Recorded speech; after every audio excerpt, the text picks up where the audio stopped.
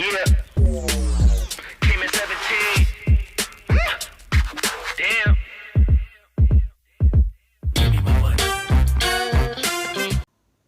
Start करते हैं second part of the lesson life processes.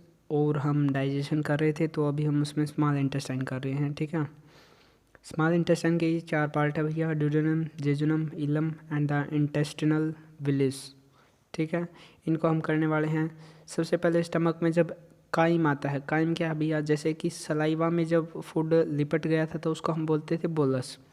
तो वैसे ही जब यहाँ पे स्टमक ने जो एसिड रिलीज़ किया तब जो फूड बन गया उसको हम काइम बोलेंगे। ठीक है, ओके।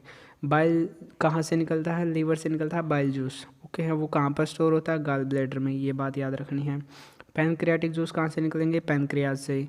ठीक है, अब प्रोसेस क्या चल रही है, यहाँ से फूड आ रहा है। ठीक है, एसिडिक काइम हो गया वो। अब वो सीधा जो first part of the small intestine जो कि डायरेक्टली कनेक्टेड है किससे? स्टमक से, उसको हम बोलते हैं ड्यूडेनम। तो ये फर्स्ट पार्ट जो है ये इसको हम क्या बोल रहे हैं? ड्यूडेनम। इसमें जो कनेक्टेड है तब क्या क्या आ रहे हैं? तो यहाँ से बाइल जूस आ रहा है और यहाँ से पेनक्रियाटिक जूस आ रहे हैं। ठीक बात है, ओके। ये प्रोसेस थी अब यहाँ तक की। तो क्यों इसमें यहाँ पे मतलब कि एसिडिक काइम था बट यहाँ पे पेनक्रियाटिक जूस और ये बाइल जूस क्यों मिले? क्योंकि आगे स्मॉल इंटेस्टाइन को प्रोसेस करने के लिए जो है जो फूड जो है वो थोड़ा अल्कलाइन चाहिए होता है, इसलिए ये सभी बाइल जूस और पेनक्रियाटिक जूस इसके अंदर मिले हैं। ठीक है, इंपॉर्टेंट पॉइंट क्या क्या है अबाउट स्मॉल इंटेस्टाइन वो देख लेते हैं। लॉन्गेस्ट पार्ट है, अबाउट 20 फीट लॉन्ग है। ठीक है, in humans. Duodenum just attached after the stomach, मतलब कि स्टमक के डायरेक्ट बाद वाला जो फर्स्ट पार्ट है उसको हम क्या बोलते हैं? ये क्या है? ड्यूडेनम है। ठीक है सर।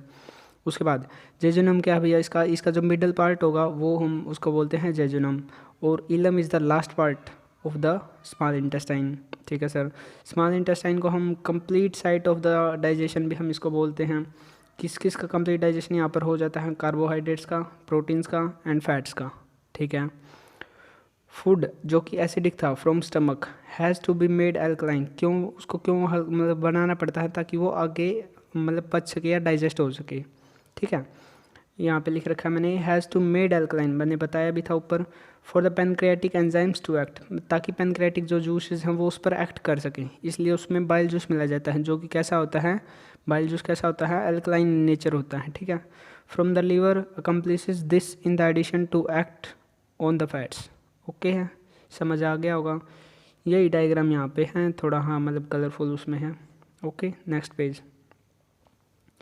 ये भैया अब अपना एक common pancreatic duct from the pancreas and the liver opens to the duodenum, ये हम डायग्राम से देख के समझ सकते हैं।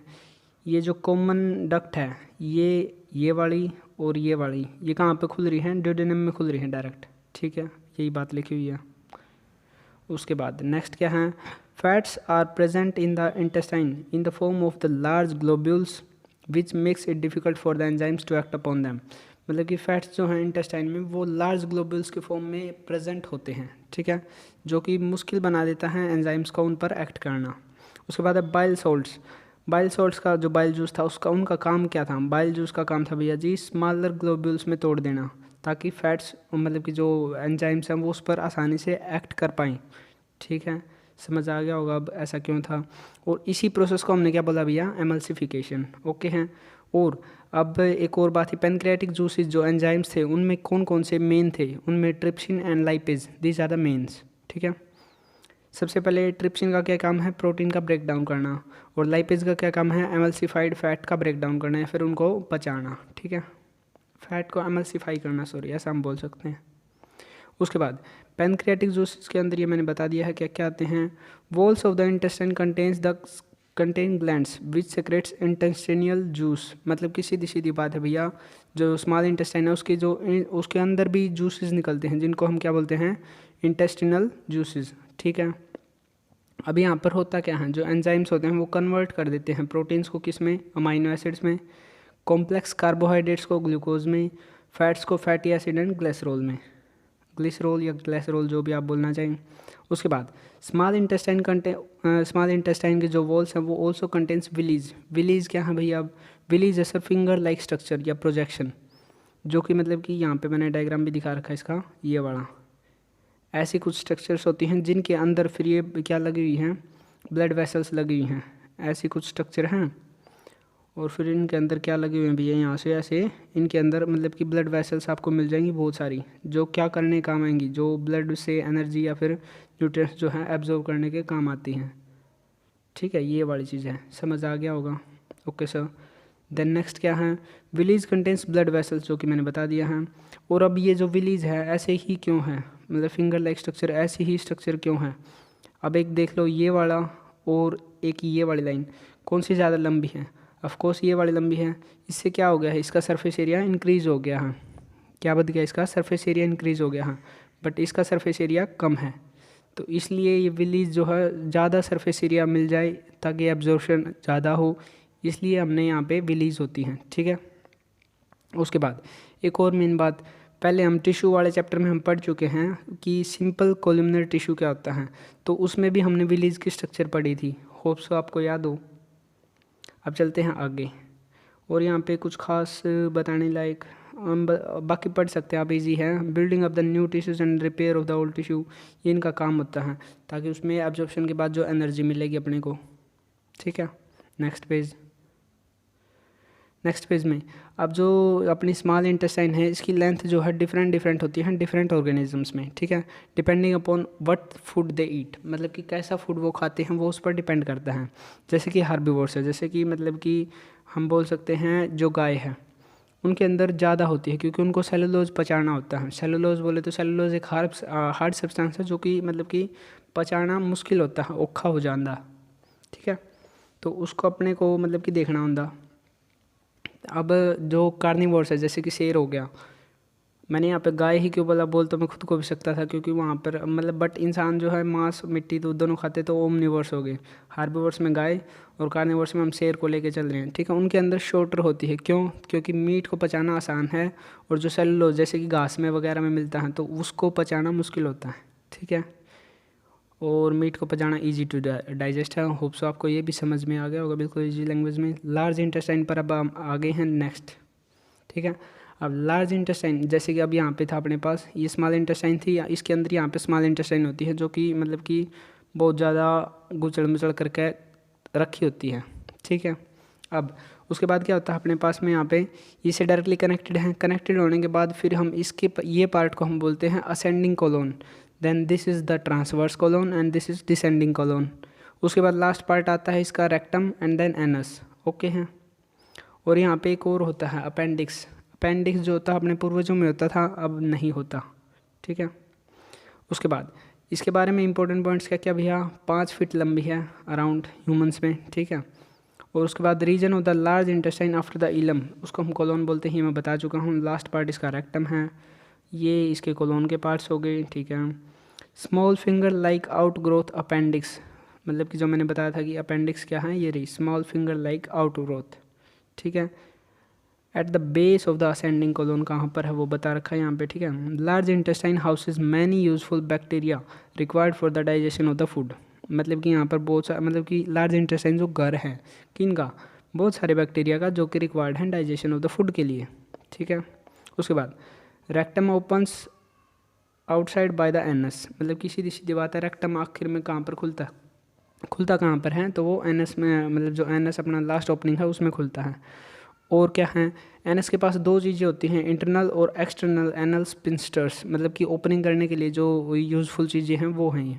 ठीक है। स्पिंस्टर्स की तरह। Next page. नेक्स्ट प्रोसेस अब अपनी लाइफ प्रोसेस आ गई है रेस्पिरेशन। रेस्पिरेशन क्या है, रेस्पिरेशन और ब्रीदिंग में हम यहाँ पे डिफरेंस देखेंगे, रेस्पिरेशन और डाइजेशन में डिफरेंस देखेंगे, तो बहुत सारी अच्छी अच्छी चीज़ें हैं यहाँ पे, अब देखते हैं करते हैं। ठीक है। उसके बाद सबसे पहले अपना breathing is the part of respiration. Breathing जो है रेस्पिरेशन का पार्ट है, ना कि पूरा रेस्पिरेशन। ठीक है। रेस्पिरेशन का मतलब क्या है, break down of food to release energy.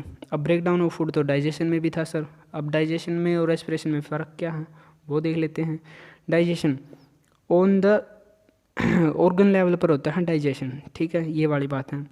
दूसरी बात क्या है, process of break down of food, digestion भी था सर, ठीक बात है, बट इसमें क्या था, इसमें सिर्फ एब्जॉर्बेबल फॉर्म में उसको तोड़ना था।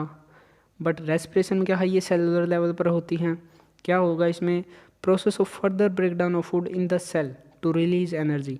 अब इन्होंने तो एब्जॉर्बेबल फॉर्म में तोड़ दिया, अब उसको आगे फर्दर तोड़ना, that is called the respiration to release energy. Okay है, ठीक है सर। देन अपना आ गया difference between the respiration and breathing. Breathing और रेस्पिरेशन के बीच में क्या डिफरेंस है? Breathing is the first step of the respiration. Breathing क्या भैया? First step of the respiration है, ठीक है। उसके बाद it involves the exchange of gases. उसमें सिर्फ क्या होता है? एक्सचेंज ऑफ गैसेज होता है, मतलब कि O2 अंदर लेते हैं, CO2 बाहर निकालते हैं, that is called the breathing, ठीक है। उसके बाद और क्या है यहाँ पे? ये एक फिजिकल प्रोसेस है। Whereas the respiration is a biochemical process to release energy. Respiration के अंदर क्या होता है भैया? बायोकेमिकल प्रोसेस है। इसके अंदर कुछ रिएक्शंस भी होती हैं जो कि हम आगे पढ़ेंगे। ये एनर्जी रिलीज करने के लिए होती है, ठीक है। Respiration takes place at the cellular level. Respiration कहाँ पर होती है भैया? सेलुलर लेवल पर। और ब्रीदिंग कहाँ पर होती है? ऑर्गन लेवल पर। ब्रीदिंग और ऑर्गन लेवल पर कैसे होती है सर? उसमें क्यों? क्योंकि उसमें लंग्स इन्वॉल्व होते हैं, तो वो ऑर्गन है अपना, तो उस हिसाब से हम बोल सकते हैं वो ऑर्गन लेवल पर होती हैं, ठीक है। उसके बाद डेफिनेशन ऑफ रेस्पिरेशन हम देख लेते हैं एक बार एग्जैक्ट डेफिनेशन क्या है इसकी। रेस्पिरेशन क्या है? एक मेटाबॉलिक प्रोसेस है, ठीक है, that occurs in all organisms, जो कि लगभग हर ऑर्गेनिज्म में होती हैं। It is a biochemical process that occurs within the cell, जो कि सेल के अंदर ही होती है, ठीक है। उसके बाद एनर्जी की मैंने एक करेंसी बताई थी जिसको हम बोलते हैं ATP, एडिनोसाइन ट्राइफॉस्फेट, ठीक है। ये ऑलरेडी बता भी चुका हूँ मैं इसको। In it the energy is produced by the breakdown of the glucose with in which is further use by the cells to perform the various functions. सीधी सीधी बात क्या है? एनर्जी प्रोड्यूस की जा रही है। अब एनर्जी कौन सी? ATP के फॉर्म में प्रोड्यूस की जा रही है। किससे की है? ग्लूकोज से की है, जो कि आगे वेरियस फंक्शन में काम आती है, ठीक है। एनर्जी करेंसी मैंने यहाँ पे लिख भी रखा अलग से, ATP होती है, एडिनोसाइन ट्राइफॉस्फेट। अभी हम नेक्स्ट पेज पर आ गए हैं और नेक्स्ट पेज से अभी हम करते हैं रेस्पिरेशन के टाइप्स। रेस्पिरेशन के टाइप्स कौन से हैं? 2 टाइप हैं, एरोबिक और एनारोबिक। ये ऑक्सीजन के साथ होती है एरोबिक रेस्पिरेशन, और अगर ऑक्सीजन के बिना हो रही है तो एनारोबिक रेस्पिरेशन, ठीक है। उसमें सीधा सीधा होता क्या है? सीधा सीधा क्या भैया? ग्लूकोज है। ग्लूकोज किस में टूट जाता है? अपना पाइरुवेट में। ग्लूकोज के अंदर कितने कार्बन होते हैं? 6 कार्बन, और पाइरुवेट के अंदर 3 कार्बन, ओके है, ये वाली चीज़ है। और अब जब ग्लूकोज से जो है क्या क्या बनेगा? पाइरुवेट बनता है, तो उस प्रोसेस को हम क्या बोलते हैं? ग्लाइकोलिसिस, मतलब कि ग्लूकोज का टूटना। समझ आ गया होगा। देन अब पाइरुवेट का आगे क्या होता है सर? उसको वो भी बता दो। तो पाइरुवेट का आगे क्या होता है वो देख लेते हैं हम। अब इतना तो हो गया ग्लूकोज को पाइरुवेट में बदलना, ठीक है। ये प्रोसेस कॉमन रहेगी 3 चीज़ों में, ठीक है। अब नेक्स्ट आगे इनका 3 अलग अलग हिस्सों में ये हो सकता है, तो वो क्या होगा? एक बार तो यीस्ट में है, ठीक है। यीस्ट में क्या होगा? जब ऑक्सीजन ना हो तब। और दूसरा क्या है? अब यहाँ पे ह्यूमंस में ऑक्सीजन नहीं है और यहाँ पे ऑक्सीजन है, ठीक है, okay sir. Lack of O2 मतलब कि वहाँ पर कमी है बस ऑक्सीजन की। एब्सेंस ऑफ O2 और यीस्ट में तो क्या होगा? Ethanol, CO2 and energy release हो रही है, ठीक है सर। अब एनर्जी सर आ कहाँ से रही है? तो एनर्जी कहाँ से आ रही है वो देख लेते हैं एक बारी। एनर्जी जब कोई भी कार्बन कार्बन कार्बन ये एक साथ जुड़े हुए होते हैं, और अगर ये कार्बन का बॉन्ड अगर हम तोड़ते हैं ना, ये वाला, तो क्या होती है? एनर्जी रिलीज होती है। पूरी केमिस्ट्री में अगर हम देखेंगे तो भी हम पढ़ेंगे ये सब सारी चीज़ें अच्छे से, बट ये मैंने नॉर्मली बता दिया है, ठीक है। जब एब्सेंस ऑफ O2 होगा तो क्या क्या बनता है? एथेनॉल बनता है, CO2 एंड एनर्जी रिलीज होती है, ठीक है। लैक ऑफ O2 में क्या होगा सर? लैक्टिक एसिड बनेगा और एनर्जी रिलीज होगी, ठीक है, बिल्कुल सही है सर।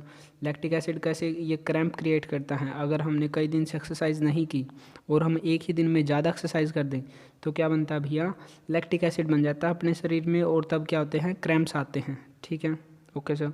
उसके बाद प्रेजेंस ऑफ O2 मतलब कि जब ऑक्सीजन फुल मात्रा में प्रेजेंट है तो क्या होता है? तो सर अपना जो शरीर नॉर्मली एक्टिविटी करता है वो करेगा, CO2 बना देता है, पानी बना देगा, और एनर्जी तो रिलीज़ होगी ही, ठीक है सर, ओके है, अच्छे से समझ आ गया होगा। उसके बाद breakdown of glucose by the various pathways, ये मैंने समझा दिया, ऊपर वाला यही था। उसके बाद एरोबिक रेस्पिरेशन मतलब कि उसके अंदर क्या क्या होता है, कैसे होता है, ये पूरा यहाँ पे समझाया हुआ है। ऊपर वाली चीज़ ही लिखी हुई है बस, ठीक है, समझ आ जाएगा, आराम से पढ़ लेना। देन अपना यहाँ पे क्या लिख रखा है वो भी थोड़ा उसके बारे में ही होगा। The release of energy in the aerobic respiration is a lot greater than the anaerobic respiration. सीधी सीधी बात है, अभी मैंने इसमें ही बताया था। यहाँ पर जो एनर्जी रिलीज हो रही है यहाँ पे और यहाँ पे, ये दोनों इससे कम है। किससे कम है भैया? माइटोकॉन्ड्रिया के अंदर जो प्रेजेंस ऑफ O2 में जो एनर्जी रिलीज होगी वो ज़्यादा होगी, क्यों? क्योंकि वहाँ पर बॉन्ड पूरी तरह से टूटेंगे। और यहाँ पर लैक्टिक एसिड भी 3 कार्बन का कंपाउंड था और यहाँ पे पायरुवेट भी 3 कार्बन का कंपाउंड था, मतलब कि बॉन्ड नहीं टूटे और एनर्जी कम रिलीज हुई। लेकिन यहाँ पर जैसे कि CO2 पूरी तरह से CO2 में बदल गया, तो यहाँ पे तीनों कार्बन टूट चुके हैं, बॉन्ड टूट चुके हैं, इसलिए यहाँ पर एनर्जी ज़्यादा रिलीज हुई है। और यहाँ पे इथेनॉल, यहाँ पर ये 2 कार्बन कंपाउंड होता है और 1 कार्बन कंपाउंड यहाँ पे CO2 बना है, तो यहाँ पर भी बॉन्ड एनर्जी टूटी, मतलब कि एनर्जी तो मिली है बॉन्ड टूटने से, लेकिन कम मिली है। समझ आ गया होगा कैसे कम है एरोबिक में एनारोबिक में, ठीक है। ओके, ये वाली लाइन यही थी। The release of energy in the aerobic respiration is a lot greater then in the anaerobic respiration. समझ आ गया। उसके बाद एक कंटिन्यूस प्रोसेस है भैया, रेस्पिरेशन की प्रोसेस जो है लगभग होती रहती है, कभी रुकती नहीं है। Takes place within the cells of the animals and the plants, animals में भी होते हैं, प्लांट्स में भी होती हैं। ये इसकी रिएक्शन लिख रखी है भैया, जैसे कि ये ग्लूकोज और O2 के कांटेक्ट में आते ही कार्बन डाइऑक्साइड, वाटर और एनर्जी रिलीज हो जाती है, वही चीज़ है, ठीक है। समझ आ गया होगा। और फिर ये मतलब कि ग्लूकोज को पहले पायरुवेट में तोड़ते हैं, पायरुवेट से फिर ये बनते हैं, वही वाली चीज़ यहाँ पे लिखी हुई है। उसके बाद एनारोबिक रेस्पिरेशन की डेफिनेशन में क्या क्या भैया, जब ऑक्सीजन की कमी हो तब, ये लिख रखा है यहाँ पे, वो मैंने बता भी रखा, वो क्रैम्प्स वगैरह आते हैं, टोटली वही चीज़ लिखी हुई है, ठीक है। अच्छे से समझ आ जाएगा क्योंकि पीछे एक्सप्लेन हो चुका है ऑलरेडी। अब आते भैया थर्ड कंडीशन, जो कि अपने पास मतलब कि लैक ऑफ O2 में थी, एक एब्सेंस ऑफ O2 में थी और एक थी प्रेजेंस ऑफ O2 में। अब हमने लैक ऑफ O2 में क्या हो गया, लैक्टिक एसिड बना, वो अपने शरीर में था, और ऑक्सीजन मतलब डायरेक्ट जब ऑक्सीजन के प्रेजेंस में था तब CO2 में टूट गई थी सारी चीज़ें, तो वो अपने शरीर में हुआ। अब यीस्ट वाली बात करें हम, यीस्ट में क्या होता है, यीस्ट में क्या क्या हो रहा है वो देख लेते हैं। पायरुवेट में be converted into the ethanol and the CO2।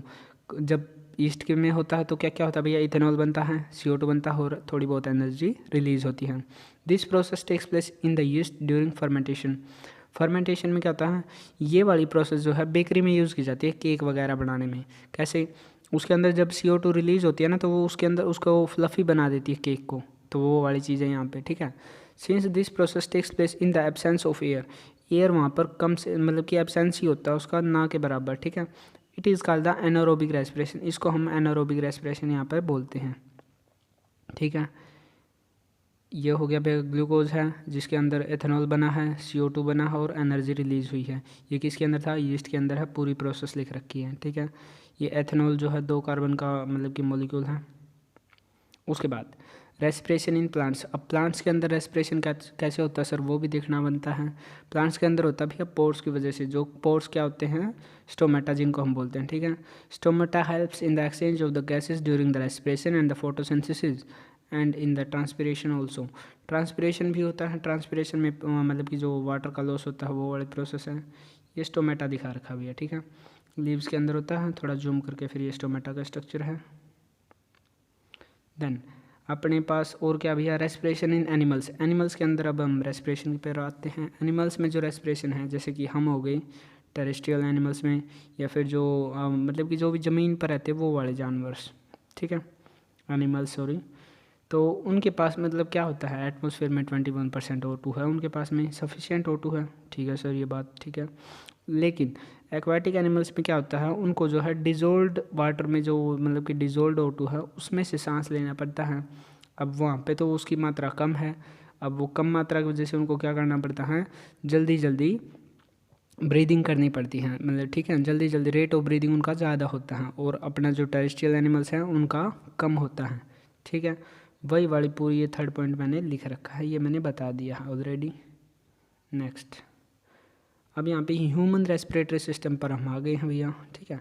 Diagrams आपने देख ली हैं, यहाँ पे डायग्राम्स को आपको पता भी होगा, ऑलरेडी पढ़ भी चुके होंगे कई बार 10th तक तो, बट इसमें मेन बात क्या क्या है, नोज़ और नोस्ट्रिल्स। ये यहाँ पे सबसे पहले सांस लेते हैं हम, सांस लेने के बाद नोजल कैविटी से वो होकर जाता है। अब जो है ये ट्रैकिया, ट्रैकिया क्या होती है सर, विंड पाइप, जैसे कि अपनी ओइसोफेगस होती है ना विंड पाइप, उसी सॉरी फूड पाइप, और इसी तरह से ट्रैकिया क्या होती है, अपनी विंड पाइप होती है, ठीक है। ओके सर, लाइन नेक्स्ट क्या है, वॉइस बॉक्स है जिससे अपनी आवाज़ निकलती है। उसके बाद ये वाला जो ट्रैकिया है ना, ये फिर 2 भागों में बट जाते हैं, जिनको हम आई थिंक ये ब्रोंकस बोलते हैं, ठीक है। ओके सर, लेकिन एक और बात सर, इसके अंदर ये रिंग्स कैसे हैं, ये क्या होती हैं सर, रिंग्स ऑफ कार्टिलेज हम इनको बोलते हैं। ये क्यों होती है सर? ताकि जब हम सांस लेते हैं तो प्रेशर बनता है उसमें, वो जो प्रेशर होता है उससे ये मतलब कि जो अपने ट्रैकिया है या जो विंड पाइप है वो बर्स्ट ना हो जाए, इसलिए क्या होती है भैया, रिंग्स ऑफ कार्टिलेज होती है ताकि वो फटे ना। ठीक है, ओके सर। उसके बाद ये जो है अपने किस किस के अंदर टूट जाती है भैया, ये रिब्स के केज के अंदर तो ये पूरा होता ही है। जो अपने लंग्स होते हैं वो किसके अंदर होते हैं, रिब केज के अंदर ही तो होते हैं, जो अपना बोन्स वाला होता है। ठीक है, यहाँ पे मैंने दिखा भी रखा है, ये रिब केज है। ठीक है, ओके सर। देन और क्या है सर, और अब भैया यहाँ पे एल्वोली, जो ये छोटे छोटे बलून्स बना रखे ना, इनको हम क्या बोलते हैं, एल्वियोलाई। एल्वियोलाई बोल दो, एल्वोली, जो भी आप बोलना चाहिए, एल्वियोलाई बोलते हैं वैसे। ठीक है, इनको हम एयर सैक्स भी बोलते हैं। और इनका काम क्या होता है भैया, इनका काम है सर जी गैसेस का एक्सचेंज करना, मतलब कि CO2, मतलब कि जैसे देखो मैं समझा देता हूँ, वैसे ये आगे आएगा बट यहाँ पे देख लो। अगर जब ब्लड होता है आता है मतलब कि ऑर्गन से यहाँ पे लंग्स के पास आएगा, लंग्स क्या करेंगे, एल्वियोलाई में क्या होता है, O2 वाला जो मतलब कि इसके पास O2 ऑलरेडी होती है, वो O2 तो ये ब्लड ले लेगा, और जो CO2 है वो यहाँ पे एल्वियोलाई को वापस दे देगा, और फिर वो ब्रीदिंग के थ्रू बाहर निकल जाती है। ठीक है, और यही प्रोसेस फिर रिपीट होती रहती है। और प्योर ब्लड जो होता है वो फिर किसके पास जाता है, ब्लड हार्ट के पास जाएगा, जो कि ऑक्सीजन क्रिएट की मतलब लिए हुए है। और फिर हार्ट किसके पास पंप कर देता है, उनके पास जो अपने ऑर्गन्स हैं। ठीक है, ये वाली प्रोसेस होती है। उसके बाद ये क्या है भैया, सीट ऑफ मसल्स, जो कि हम डायफ्राम भी इसको हम बोलते हैं। ठीक है, ये बड़ा एक्सपैंड और कॉन्ट्रैक्ट होता रहता है। कब होता है सर जी, ये वाली चीज़ देख लो, यहाँ पे है, ये मैंने लिख भी रखा वैसे, ईजिली यहाँ पे देख लो, डायग्राम से समझ में आ जाएगा। डायग्राम आप देखते रहना, बट मैं बता देता हूँ यहाँ से। एयर क्या करती है भैया, जब एयर हमने इनहेल की तो रिब केज क्या हो जाता है, जब हम सांस लेते हैं तो फूल जाता है, रिब केज एक्सपेंड हो जाता है। ठीक है सर जी, और जो अंदर वाली मसल है रिब केज की मसल, जो कि हमने बोली थी डायफ्राम, वो क्या हो जाती है, कॉन्ट्रैक्ट हो जाती है। ठीक है, और जब हम, क्योंकि वहाँ पर जगह बहुत ज़्यादा चाहिए होती है और इसलिए वो छोटी हो जाती है। एयर जब एक्सपेल करते हैं हम, बाहर निकालते हैं, तो रिब केज क्या हो जाता है, छोटा हो जाता है, और जो अपनी ये सीट ऑफ मसल्स है वो क्या हो जाती हैं, मूव्स अप, मतलब कि ऊपर की तरफ चली जाती है या फिर रिलैक्स हो जाती हैं। ठीक है, ओके सर। इनहेलेशन और एक्सहेलेशन ये पूरा मैंने लिख रखा है यहाँ पे, ये वाले इनके डायग्राम्स दिखा रखे हैं। ठीक है, अब चलते हैं नेक्स्ट पेज पर। नेक्स्ट पेज में अपना अब हम आगे हैं, मेनली हम ह्यूमन हार्ट की तरफ या फिर हम सर्कुलेटरी सिस्टम की तरफ हम जाने वाले हैं। ठीक है, अब यहाँ पे हम रेड ब्लड सेल्स को देख लेते हैं। रेड ब्लड सेल्स में क्या होता है सर जी, रेड ब्लड सेल्स कैसे काम करते हैं। RBC के अंदर क्या होता है, O2 का जब मॉलिक्यूल्स होते हैं वो रेड ब्लड सेल्स, जो कि हीमोग्लोबिन होता है, उसके साथ मिक्स होके वो चलेंगे, और then oxygen bonds with haemoglobin, haemoglobin के साथ वो बॉन्ड बना लेता है, और जब जहाँ पर ऑर्गन में जहाँ पर भी ज़रूरत होती है वहाँ पर क्या हो जाती है, ऑक्सीजन रिलीज हो जाती है, और RBC के जो मॉलिक्यूल्स है वो उसके अंदर ही रहते हैं। ठीक है, ये वाली प्रोसेस कंटिन्यू रहती हैं। हीमोग्लोबिन क्या है सर, हीमोग्लोबिन एक रेड पिगमेंट है जिसकी वजह से ब्लड का कलर भी रेड होता है। ठीक है, उसके बाद आगे सर ट्रांसपोर्टेशन सर ह्यूमंस में भी होता है, प्लांट्स में भी होता है। प्लांट्स वाला जो ट्रांसपोर्टेशन है वो हम नेक्स्ट पार्ट में कवर करेंगे, और ह्यूमंस वाला ट्रांसपोर्टेशन हम पूरा करके इस पार्ट में तब हम जाएंगे। ट्रांसपोर्टेशन इन प्लांट्स जो होता है वो दो तरीके से होता है, कैसे कैसे, एक तो जाइलम की मदद से और एक फ्लोएम की मदद से, ट्रांसलोकेशन जो कि है, और एसेंट ऑफ सैप, जो कि मतलब कि वो एक ही डायरेक्शन में होता है, जाइलम जिसके अंदर क्या क्या हुआ है, मिनरल्स और वाटर्स और इनका ट्रांसपोर्ट होता है। ठीक है, ये वाला जाइलम और फ्लोएम के बारे में हम ऑलरेडी थोड़ा बहुत डिस्कस कर भी चुके हैं पहले वाले पार्ट्स में, कुछ जो कि अपने टिश्यू वगैरह वाले में थे, आई थिंक सो। ठीक है, और इसमें भी हम डिस्कस करेंगे बट वो लेटर ऑन। बट फिलहाल अपना टॉपिक है transportation in humans consist of 2 systems. क्या क्या होते हैं सर, ब्लड सर्कुलेटरी सिस्टम और लिम्फेटिक सिस्टम। लिम्फेटिक सिस्टम अपने को इतना नहीं पढ़ना है, सिर्फ उसमें लिम्फ के बारे में कुछ कुछ पढ़ना होगा बस। बट यहाँ पे ब्लड सर्कुलेटरी सिस्टम जो है काफ़ी इंपॉर्टेंट है, काफ़ी क्वेश्चंस बनते हैं, तो इसको देख लेना ध्यान से। ये वाला अपने को पता ही होगा भी, हाँ वेन्स हैं और ये आर्टरीज वगैरह हैं, तो वो वाली चीज़ें हमने यहाँ पे दिखा रखी हैं, ये ब्लड वेसल्स होती हैं, उनको भाई हम डिटेल में डिस्कस करेंगे। अब ब्लड सर्कुलेटरी सिस्टम जो है क्या क्या कंटेन करता है, सीधी सीधी बात है, जब ब्लड सर्कुलेटरी सिस्टम तो ब्लड तो होगा, ब्लड वेसल्स होंगे जिनके अंदर से ब्लड फ्लो करेगा, और हार्ट होगा। ठीक है, कंपोजिशन ऑफ ब्लड। अब ब्लड का कंपोजिशन कैसे कैसे, मतलब कि किन किन से बना हुआ है। अब पूरा ब्लड है तो उसमें अंदर प्लाज्मा भी हैं और कुछ एलिमेंट्स भी हैं जिनके अंदर वो मतलब जिसके जो उसके अंदर प्रेजेंट होते हैं। अब प्लाज्मा के अंदर क्या क्या होता है वो हम पहले देख लेते हैं। प्लाज्मा के अंदर अमाइनो एसिड्स भी, नाइट्रोजनस वेस्ट भी होता है, न्यूट्रिएंट्स भी होते हैं, इलेक्ट्रोसाइट्स भी होते हैं, गैसेस और प्रोटीन्स। प्रोटीन्स के भी स्पेशली याद रखने कौन से उसके अंदर प्रोटीन्स प्रेजेंट होते हैं, एल्ब्यूमिन्स, ग्लोबुलिन्स और फिब्रोजिन्स। ये वाले याद रखने हैं डायरेक्ट, क्योंकि इससे क्वेश्चन आया है कई बारी। ये कौन सा मतलब कि ग्लोबुलिन्स क्या हैं या फिर एल्ब्यूमिन्स क्या है, ये क्वेश्चन डायरेक्ट आया हुआ है। एक यहाँ से क्वेश्चन बनता है ग्रैनुलोसाइट्स और एग्रेनुलोसाइट्स क्या हैं, इनके भी क्वेश्चन आए हैं तो इनको ध्यान से देखना है। अब WBC का दूसरा नाम है ल्यूकोसाइट्स और प्लेटलेट्स आपको पता होगी।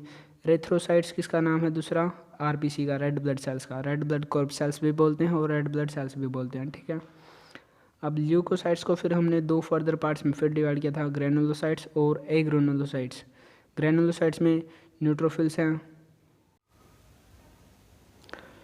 ल्यूकोसाइट्स को हमने 2 पार्ट्स में डिवाइड किया है, कैसे कैसे, ग्रैनुलोसाइट्स एंड एग्रेनुलोसाइट्स। ग्रैनुलोसाइट्स में क्या क्या भैया, न्यूट्रोफिल्स, इजनोफिल्स और बेजोफिल्स, ठीक है।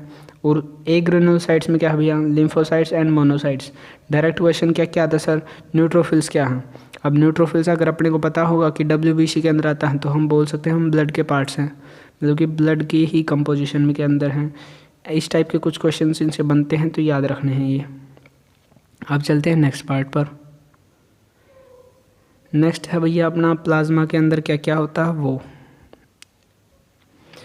अब प्लाज्मा के अंदर जो है प्लाज्मा मैट्रिक्स, जो मेनली मैट्रिक्स हम इसको बोलते हैं, ठीक है। इसके अंदर क्या होता है 50 to 50-60% होता है ये प्लाज्मा मैट्रिक्स। इसके अंदर 90 to 92% क्या प्रेजेंट होता है, वाटर प्रेजेंट होता है प्लाज्मा के अंदर, ठीक है। एल्ब्यूमिन्स, ग्लोबुलिन्स और एक और था फिब्रोजिन, ये तीनों प्रोटीन्स इसके अंदर प्रेजेंट होते हैं। इसके अंदर हार्मोन्स भी रिलीज होते हैं, मतलब जो हार्मोन्स रिलीज होते हैं वो भी मतलब कि प्लाज्मा के अंदर मिक्स होकर आते हैं। क्लोटिंग फैक्टर्स भी होते हैं, ठीक है। और blood cells, red blood cells हैं, WBC हैं, और आई थिंक प्लेटलेट्स के बारे में भी अब यहाँ पे पढ़ेंगे, ठीक है।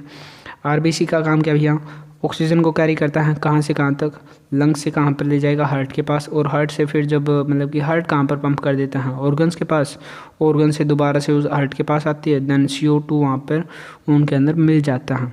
कहाँ से, मतलब कि जब ऑर्गन के पास से आएगी तो यूज़ होकर आएगी, और यूज़ होकर आएगा तो सीधी सीधी बात है ब्लड के अंदर क्या मिली होगी, CO2, ठीक है। देन फिर यहाँ पर मतलब जब CO2 ये वापस से लंग्स के पास जाएगा, जो मैं बता रहा था कि एल्वियोलाई में चला जाएगा, वहाँ से फिर वो क्या कर देगा, एक्सहेल कर देगा उसको, मतलब कि सांस से बाहर निकाल देगा। अब WBC के अंदर आते हैं। WBC का काम सीधी सीधी बात है, एक क्या करता है, डिफेंस का काम है इसका टोटली।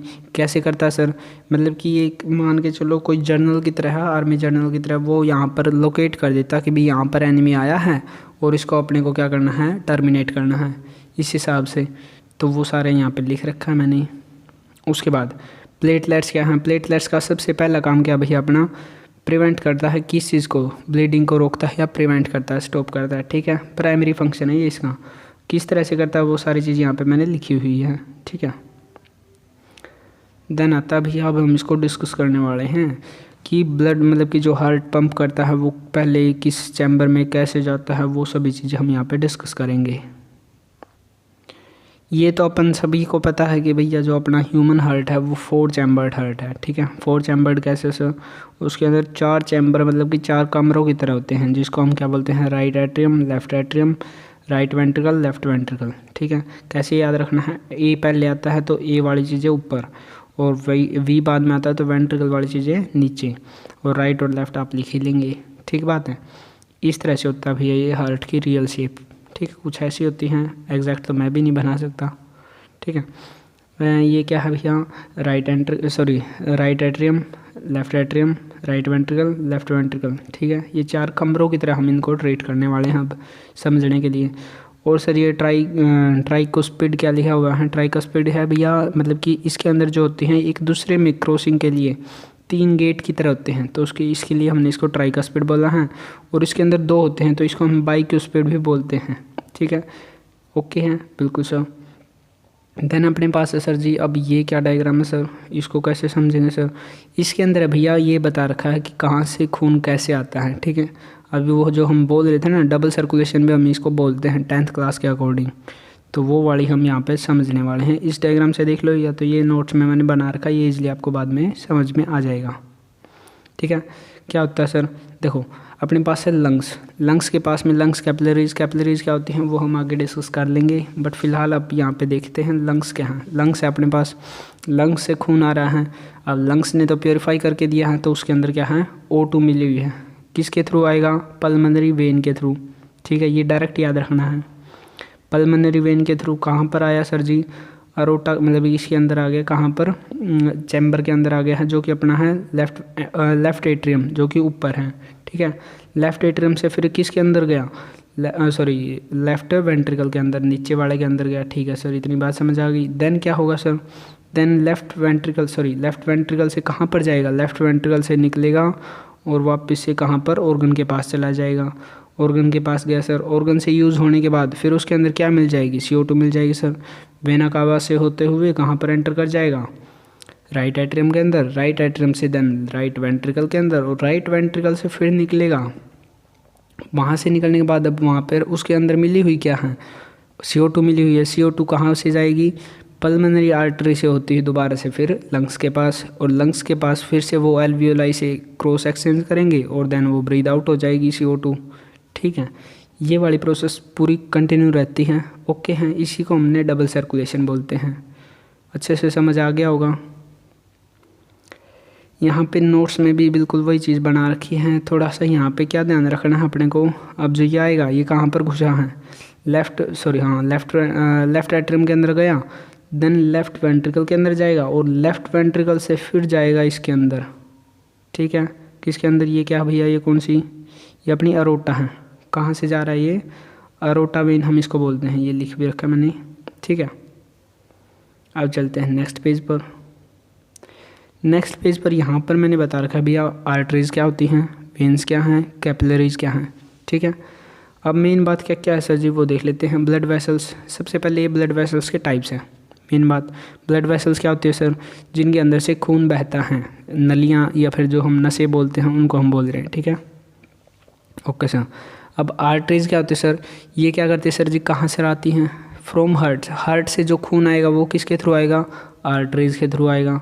कहाँ पर जाएगा, ऑर्गन के पास जाएगा सर, ठीक है। तो हम आर्टरीज में क्या लिखेंगे, आर्टरीज के लिए हम लिख लेंगे from heart to organ, okay हैं, समझ आ जाएगा, बिल्कुल बिल्कुल सर जी, अच्छे से आ गया। देन दूसरी चीज़ क्या है सर, दूसरा सर अपने पास अब मतलब कि वेन्स हैं, वेन्स भी इंपॉर्टेंट हैं। कैपिलरीज तो मैं बता देता हूँ, बीच में होती हैं, बीच में कैसे, मतलब कि उन दोनों को मिलने के बाद जो छोटी मोटी उनकी टुकड़े होते हैं उनको हम कैपिलरीज बोलते हैं, जो कि काफ़ी पतली होती हैं उनसे, ठीक है। बट अभी हमको देखना है वेन्स क्या होती हैं। वेन्स क्या करती है सर जी, लंग्स से जो लेंगे, कहाँ से लेंगे, मतलब सॉरी लंग्स से बोल रहा हूँ मैं, ऑर्गन से बोलते हैं, ठीक है। कहाँ से, ऑर्गन से, ऑर्गन से दोबारा कहाँ पर जाएगा, हार्ट के पास जो जाएगा, तो वो कौन ले जाएगा, कौन सी वेसल जाती है वहाँ पर, वेन्स जाती हैं। तो ये वाली चीज़ होगी, ठीक है, समझ आ गया होगा। और यही चीज़ मैंने यहाँ पे लिखी भी रखी है।